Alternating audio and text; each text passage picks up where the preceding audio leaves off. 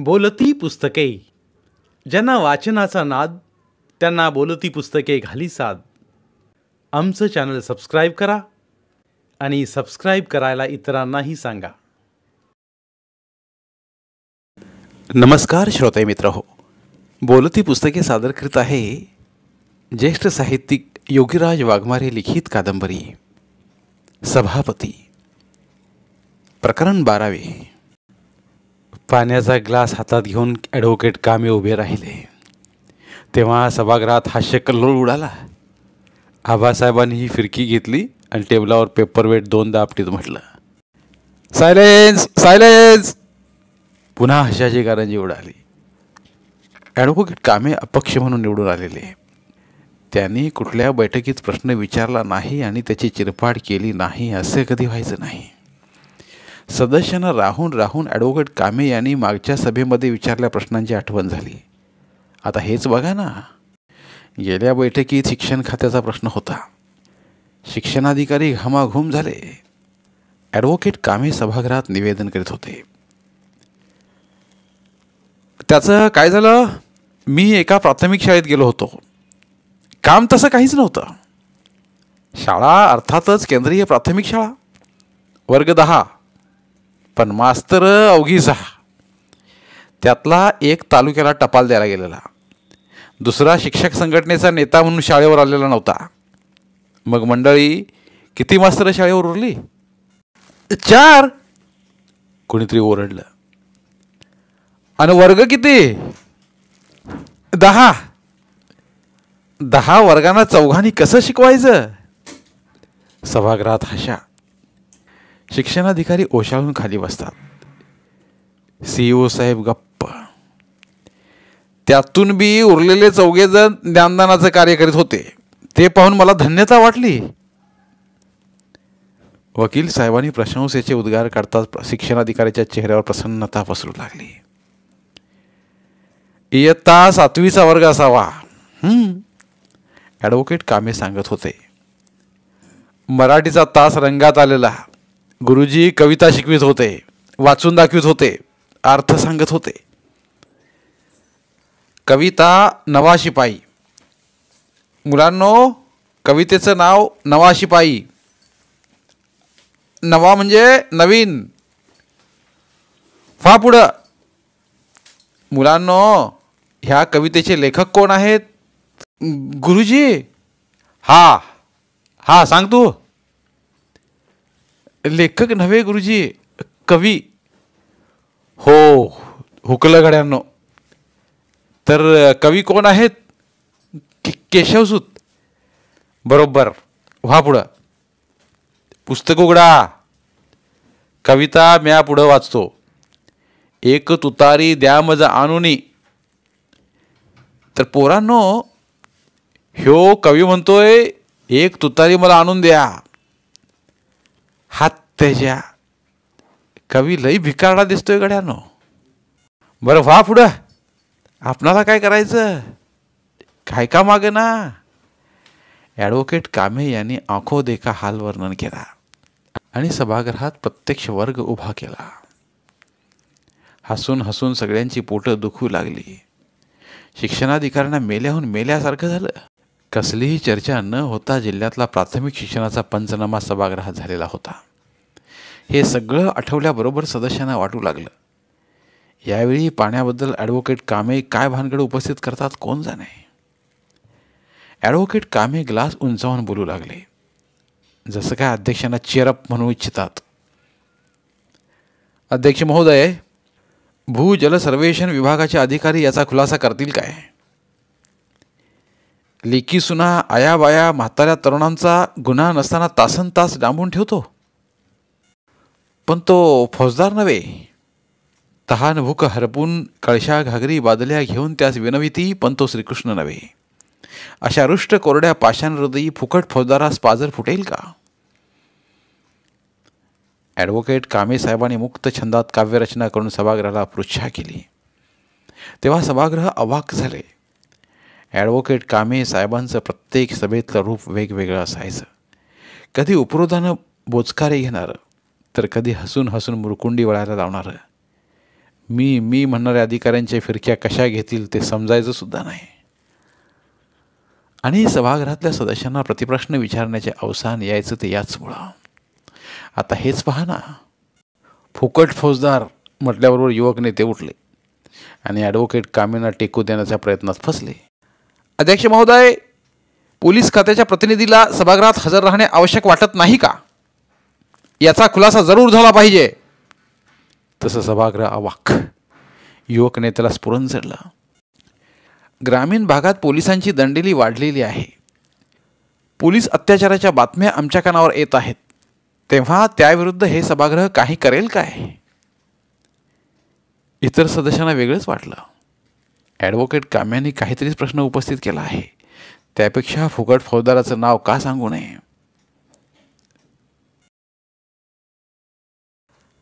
अध्यक्ष महाराज, त्या फुकट फौजदाराचं नाव सभागृहात समजलं पाहिजे. फौजदार झाला म्हणून काय झालं? कायदा काय त्याच्या घरचा आहे होय? तसा ॲडव्होकेट कामे यांनी कपाळावर हात मारून घेतला. कुणा आमदारांना सदस्यांची कीव आली व पुढची अधिक माहिती नको म्हणून बोलायला उठले. अधिकारी वर्गात उगीच हास्याची बारीक खसखस पिकली. अध्यक्ष महाराज, ॲडव्होकेट कामे यांनी मुक्त छंदातनं मोठेचं पाणी पाटानं खळाखळा वाहू द्यावं अशी आमची विनंती आहे. सभागृहात सारवासारव झाली. युवक नेते आपला प्रश्न तंतोतंत कसा बरोबर आहे हे अजूनही हातवारे करून सांगत होते, तर बळी सलगरे यांना वाटलं आमदार साहेब फौजदारला पाठीशी घालत आहेत, म्हणून ते अजून उठायच्या बेतात होते. तोच ॲडव्होकेट कामे उठले आणि शीघ्र काव्याचा उलगडा सांगू लागले. अध्यक्ष महाराज, हा प्रश्न भूजल सर्वे ऑफिसचा आहे. लेकी सुना आया बायांना तासन तास डांबून ठेवणारा पाषाणरोधी फौजदार म्हणजे हातपंप, हापसा. गावोगाव हापसे मारले आहेत, पण एकालाही पाणी लागत नाही. पाण्याच्या थेंबासाठी सगळ्यांना बादल्या घागरी घेऊन हापशापुढं लाईन लावावी लागते. जणू का श्रीकृष्णाच्या भोवती गवळणीचा ताफाच असतो. तेव्हा अशा पैसे खाऊ हापशाच्या कामाचा खुलासा होईल का? ॲडव्होकेट कामी यांनी हातातला ग्लास टेबलावर दानकना पडला. तसं सभागृहातल्या काही सदस्यांना कळालं की फुकट फौजदार व श्रीकृष्ण दुसरं तिसरं कोणी नसून आपल्या गावातला हापसा आहे. बळी सलगरे यांनी आपलं तोंड झाकून घेतलं, तर युवक नेत्याला वाटू लागलं आपली स्टडी कमी आहे. आणि काव्यात्मक कुरघोडी आपल्यावर झाल्याचं पाहून भूजल सर्वेक्षणाचे ऑफिसर हिंगाचा खडा टाकल्या तोंडागत उभे राहिले. त्यांना हिंगाचा बारीक कण गिळताना एकेका गावच्या सरपंचाचा पुढाऱ्याचा किस्सा आठवू लागला. गावाला 5 पंप मंजूर झालेत म्हटलं की सरपंच म्हणायचे, असं करा साहेब. कसं? एक हापसा हाय त्या झाडात मारा. अहो पण आम्ही सांगता नो अध्यक्षांना सांगू काय सांगायचं ते. आणि तुम्ही म्हणलात हापशा इशी बाहेर घेऊ, पण आमच्या बायापुरी तिथंपर्यंत जातील. हां, पुढं दुसरा गल्लीत मारा, आणि तिसरा शाळेमोरं, आणि चौथा आमच्या शेतात. तसं नव्हे सरपंच, हरिजन वाड्यात एक हापसा पाहिजे. त्यांना फार त्रास होतोय, शिवाय तिथं होल फेल जाणार नाही. हे बघा साहेब, तुमच्या मनानं करायचं असेल तर करा, आम्ही काय म्हणणार नाही. पुन्हा आमच्या नावानं ओरडू नका मग. सरपंच, पण नियम तरी बघितले पाहिजेत ना. कसला नियम? हा? हरिजनांना आमचं शेत जवळच आहे, घेऊ दे त्यांना लागेल तेवढं पाणी, आम्ही नाही म्हणतोय. असला प्रकार प्रत्येक गावात व्हायचा. सर्वेक्षणात दाखवलेला स्पॉट पुढाऱ्यांना पसंत नसायचा. पुढाऱ्याने दाखवलेली जागा सोयीस्कर नसायची. कोणी ओढ्यातच बोर घेऊन त्याचा उपयोग आपल्या मळ्याला होईल म्हणून सभापतीचा आदेश आणायचा. बरं, बोर मशीन ही कुणातरी सदस्याची असायची. जिथं 1000 फूट बोर मारलं तरी पाणी नसायचं, तिथं 2000 फूट मारा म्हणून सांगायचे. सबब पाणीच नसायचं. पण एखाद्या ठिकाणी 500 फूट घेतलं तर पाणी लागेल म्हटलं तर तिथं 200 फूट बोर घेतलं जायचं. भूजल सर्वे ऑफिसच्या डोळ्यापुढे एक एक गाव सरकत गेलं. त्यातले सरपंच, पुढारी, सदस्य जणू त्यांच्याभोवती फेर धरून खिजवत आहेत असं त्यांना वाटू लागलं. बोला, एकही हापसा चालू नाही. खुलासा करा, कोणीतरी प्रश्न पुन्हा विचारला. तेव्हा ते साहेब भानावर आले आणि सहज त्यांच्या तोंडी शब्द फुटले. आम्ही पुण्याच्या कार्यालयाला रिपोर्ट केलेला आहे. अजून निर्णय आलेला नाही. लवकरच निर्णय येईल. साहेब एवढेच बोलले आणि एक ग्लास पाणी प्यायले. त्यांच्या खुलाशावर सभागृहाचं समाधान होणार नव्हतं, पण अध्यक्ष महाराजच गरजले. हे पहा, पाण्याचा प्रश्न अत्यंत महत्त्वाचा आहे. युद्ध पातळीवर प्रयत्न झाले पाहिजेत. तुमच्यातला आळस झटकला पाहिजे. पुण्याहून रिपोर्ट येईल म्हणजे काय? हा तर शुद्ध पोरखेळ आहे. पाण्यासाठी पैसा कमी पडू दिला जाणार नाही. हापसे बंद असतील तर बैलगाड्या टँकरनं पाणी पुरवठा करू, पण पाण्यासाठी जनतेला वन वन भटकू दिलं जाणार नाही. हां, चला पुढे. अध्यक्षांनी पत्रिकेवरचा दुसरा विषय घेतला. समाज कल्याण अधिकारी उभे राहिले आणि आपल्या विभागाचा अहवाल वाचू लागले. अध्यक्ष महाराज तथा आपल्या जिल्हा परिषदेचे आवडते लाडके माननीय आबासाहेब, जिल्हा परिषद समाज कल्याण विभागाचा अहवाल सादर करताना मला अत्यानंद होत आहे. वाह वाह. अध्यक्ष महाराज मध्येच अहवाल वाचन खंडित करून म्हणाले, आमच्या सभापती धर्माजीरावांच्या विभागाचा अहवाल म्हटल्यावर चांगलाच असणार. अध्यक्षाने हसत हसत धर्माजीकडे पाहत म्हटलं. अध्यक्ष प्रथा मोडून असं काही म्हणतील असं कोणालाही वाटलं नव्हतं, म्हणून धर्माजीला आश्चर्य वाटलं. तसं खूप बरंही वाटलं. आपल्या सहकार्याला सांभाळून घेण्याचं काम आबासाहेब करीत आहेत म्हटल्यावर धर्माजीला त्यांच्याबद्दल अपार आदर वाटू लागला. आणि अध्यक्षांनी स्वतःचा अभिप्राय देऊन एखाद्या विभागाचा अहवाल आमसभेपुढे न येताच भलावून करणं बरोबर नाही, म्हणून विरोधी सदस्य मरियप्पा शेंगे उठले आणि म्हणाले, अध्यक्ष महाराज, माझ्या मतदारसंघातील मातंग कैकाडी रहिवाशांनी पत्रे, शेळ्या, मेंढ्यांसाठी अर्ज केले होते.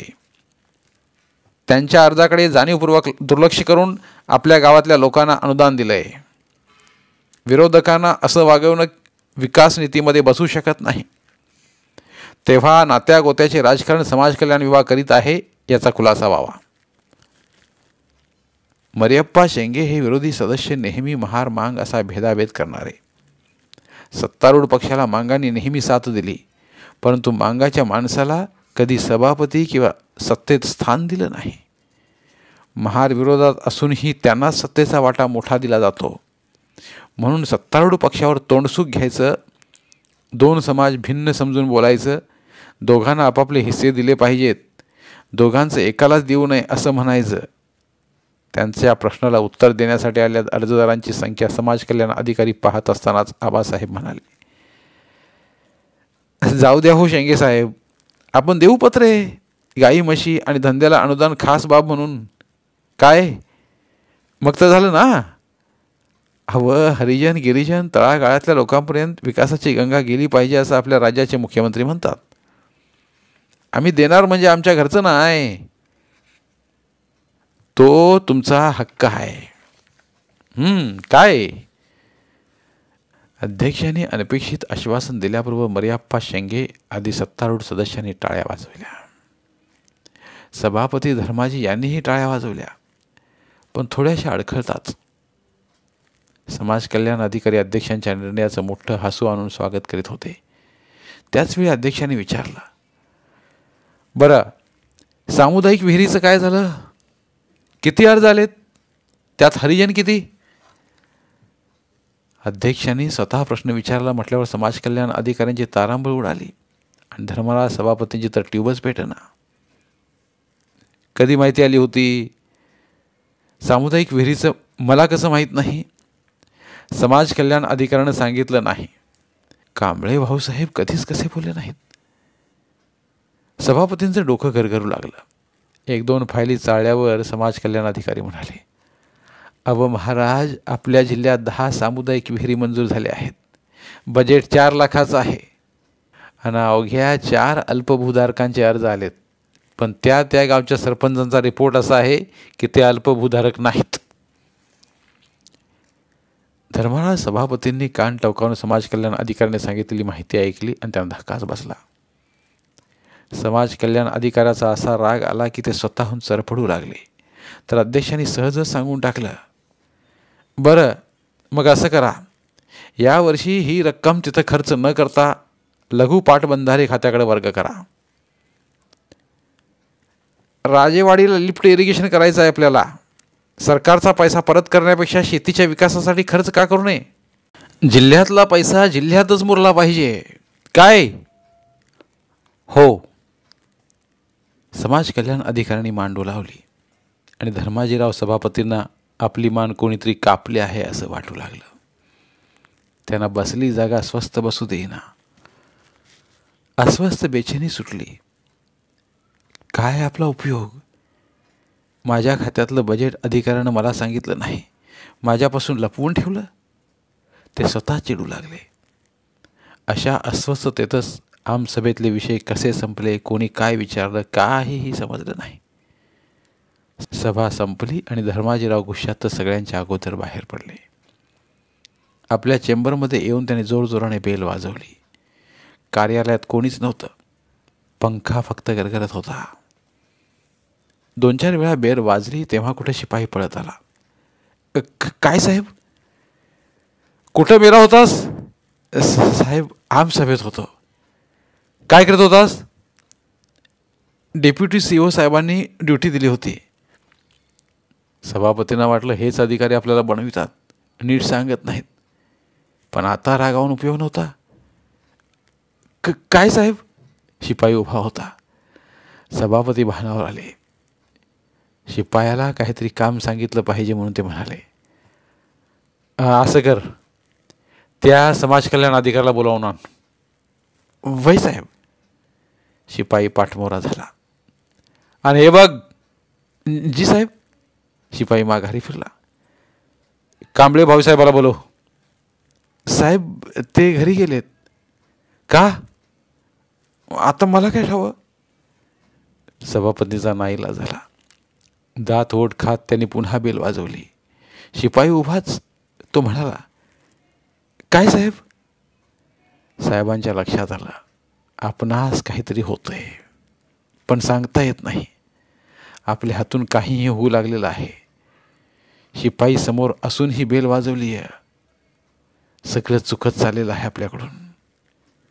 मग त्याने एक औंढा गिळला आणि शिपायाला म्हटलं, काय नाही. शिपाई काय ते समजला, तरी पण विचारू लागला, साहेब, पाणी देऊ का? नको. शिपाई गेला. साहेब खुर्चीत मागे रेलून बसले. पंखा गरगरत होता. आपल्या मनातली धग कोणाला तरी बोलून दाखवलीच पाहिजे. मग त्याने आपल्याला मूर्ख म्हटलं तरी चालेल. आपण ह्या पदाला पात्र नाहीत. नुसते सयाजीराव आहात असं म्हटलं तरी चालेल. समाजाचं हित कळत नाही, कल्याणकारी योजना कळत नाहीत, तर मग कशाला खुर्च्या अडविता? दुसऱ्यांच्या हाताखालचे गुलाम आहात. योजना समजत नाहीत तर कशाला हवेत पदाचे सोस?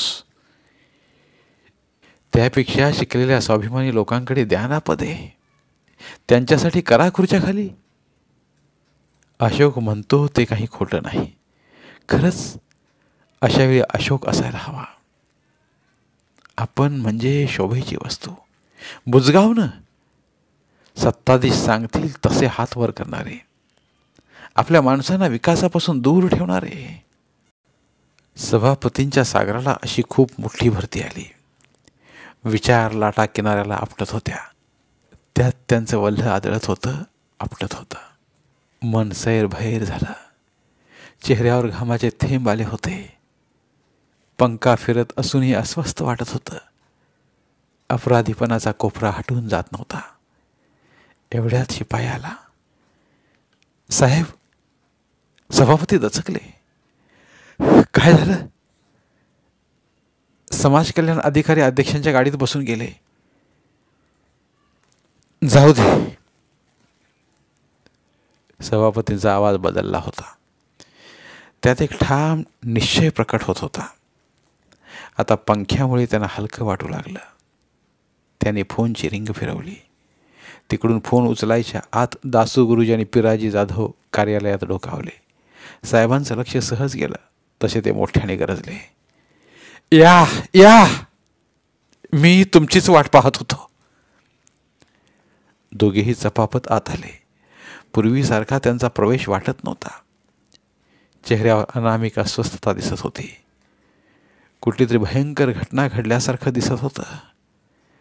धर्माजीला वाटलं आमसभेतला झाला प्रकार यांना रुचला नसावा, म्हणून स्वतःच अघळपघळपणे म्हणाले, हे पहा, मी त्याचं काही मनाला लावून घेत नाही. वास्तविक माझंच लक्ष असायला हवं होतं. आपल्या समाजाचं केवढं मोठं नुकसान केलं मी. 6 विहिरी खोदून झाल्या असत्या, त्या पाण्यावर आपल्या लोकांची शेतं भिजली असती, ते सुखी झाले असते. पण आमच्या समाज कल्याण अधिकाऱ्यानं फसवलं. एवढंच नव्हे तर आमचा PA तो सुद्धा लुच्चा निघाला. माझ्यासारख्या अडाण्याचा त्या शिकलेल्याने असा गैरफायदा घेतला. वाईट वाटते मला, पण मी ठरवलेलं आहे. काय? दासवानी पिराजी एकदम म्हणाले, या संकटातून बाहेर पडायचं. कसं? मी आजच सभापती पदाचा राजीनामा देणार आहे. हा उठलोच बघा. आणि खरोखरच सभापती उठले. त्यांना वाटलं आपल्या अशा वागण्याने ते दोघे आश्चर्यचकित होतील. असा विचार करू नका म्हणतील. सभापती पद म्हणजे दुभती म्हैस आहे, तिला झिडकारू नका म्हणतील. पण कसं काय न काय? ते दोघेही चिंताग्रस्त दिसू लागले. नेहमी जीवाभावाचे मित्र आणखी कोणत्या गोष्टीमुळे असे चिंताग्रस्त झाले आहेत हे सभापतींना कळेना, म्हणून ते म्हणाले, का वाईट वाटलं का? नाही. मग असे चिंताग्रस्त का? म्हणजे साहेब, तुम्हाला माहीत झालं नाही अजून? कशाबद्दल म्हणता? दुसऱ्या संकटाबद्दल. कोणतं संकट? अहो, देवूने बनसोड्याच्या पोरीला काढून नेलेलं आहे. बनसोड्याची सगळी माणसं तुमच्या दारात काठ्या कुऱ्हाडी घेऊन बसलीत. दासू पिराजी एका दमात बोलून गेले आणि सभापतींना आपल्या मित्रांच्या चिंतेचं कारण समजण्यास उशीर लागला नाही. तिघेही एकमेकांच्या चेहऱ्याकडे बघत राहिले. फक्त एक क्षण. दुसऱ्या क्षणातच सभापतींनी स्वतःला सावरलं आणि म्हणाले, आता काय करायचं? काय करावं तेच कळत नाही. पिराजी, हत्तेच्या. चला आपण घरी जाऊ. चला. देवूने बनसोड्याच्या पूरला पळवून नेलं तर आपण त्यांच्या लग्नाची संमती देऊ. थाटामाटात लगीन करून देऊ. बनसोडे आणि आम्ही व्याही. चला. सभापतींनी त्या दोघांना दोन्ही बंगले धरत चंबर सोडलं. आता ते तिघे बंगल्याकडे निघाले होते. सभापतींना आपल्या नव्या सुनेला सन्मानानं घरी आणायचं होतं. धन्यवाद. आज इथे ज्येष्ठ लेखक योगीराज वाघमारे लिखित सभापती या कादंबरीच्या अभिवाचनाची सांगता होत आहे. पुन्हा भेटूया एका नवीन कादंबरीसह. उपलब्ध आहेत तिथे प्रत्येक कादंबरीचे सर्व भाग एकत्रित मिळतील. त्यामुळे सध्या सुरू असलेल्या क्रमशः कादंबरीच्या पुढील भागासाठी वाट पाहण्याची गरज नाही. तुमच्या वेळेनुसार तुम्ही संपूर्ण कादंबरी सलगपणे ऐकू शकतात आणि साहित्याचा आस्वाद घेऊ शकता. कृपया आमच्या चॅनलच्या होमपेजवर जाऊन प्लेलिस्ट चेक करा आणि तुमची आवडती कादंबरी निवडा. धन्यवाद.